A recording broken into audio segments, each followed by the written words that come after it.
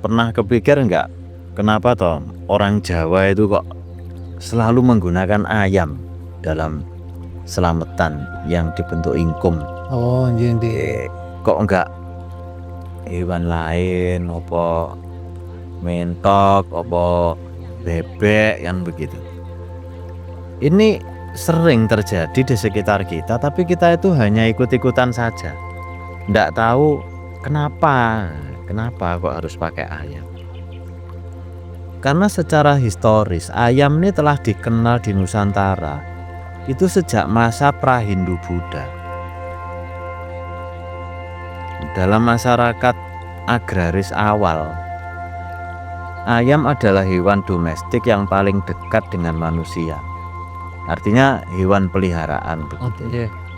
Dia hidup di pekarangan, terus yo beranak pinak, mudah dipelihara, tidak memiliki sifat liar yang berbahaya. Dalam relief candi-candi Jawa kuno seperti Borobudur, Prambanan, ayam sering muncul dalam adegan kehidupan sehari-hari. Nah ini loh, menunjukkan bahwa ayam telah menjadi bagian integral dari struktur sosial dan simbolik masyarakat Jawa sejak awal. Begitu. Jadi masyarakat itu sudah menggunakan ayam sejak dulu. Jadi kalau kita makan ayam ya bukan hal baru. Ketika pengaruh Hindu Buddha masuk lalu disusul dengan Islam, ayam tidak tersingkir, melainkan justru dimaknai ulang sesuai dengan kosmologi baru. Gitu loh. Jadi inilah cara khas budaya Jawa, sinkretik. Jadi tidak menghapus yang lama, tetapi menyerap dan menafsirkan ulang. Ora kok moro dihapus gitu enggak, tapi diserap terus ditafsirkan ulang, dimaknai ulang gitu loh. Ada juga yang menyebutkan bahwa ayam itu sebagai simbol kosmos dari kehidupan. Ayam itu kan penanda waktu dan kesadaran. Buktinya apa? Nah, kalau pagi itu kan ayam jantan berkokok. Itu. Nah, itu kan pertanda fajar. Ada kehidupan baru. Iya, artinya hewan yang membangunkan gitu loh, membangunkan kesadaran, karena tidur itu kan enggak sadar. Jadi kalau ayam berkokok itu bukan sekedar suara alam, tapi tanda kosmis bahwa kehidupan harus dimulai dengan kesadaran. Bahkan dulu itu ada banyak anak-anak dikasih tahu sama orang tuanya, ojo mbangkong, engko rezekimu Didudul pite. kan begitu ya. Jadi kita harus segera bangun.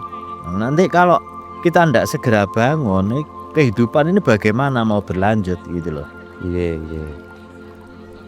Dalam selamatan, ayam menjadi simbol doa agar manusia selalu sadar akan hidup, waktu dan tanggung jawab itu tadi. Artinya simbol dari kesadaran itu tadi.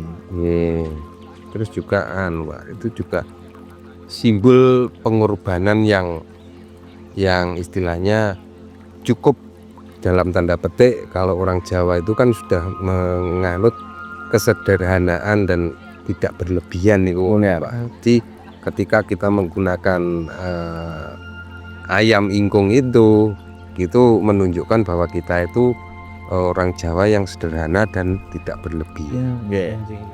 Ingkung itu kan ya. Jadi ayam ini kan ditekuk-tekuk gitu, dikaleni kan itu. Ini kan ya manusia itu harus siap dengan apa yang terjadi pada dirinya. Jadi wis pasrah itu, tunduk pada kehendak kosmos. Sikile ditekuk, taleni, ini ditaleni dan sebagainya itu, dan disajikan secara utuh. Ingkung itu kan ayam utuh, tidak dipotong-potong. Itu ya bisa menjadi simbol dari kesempurnaan niat, keutuhan niat gitu loh.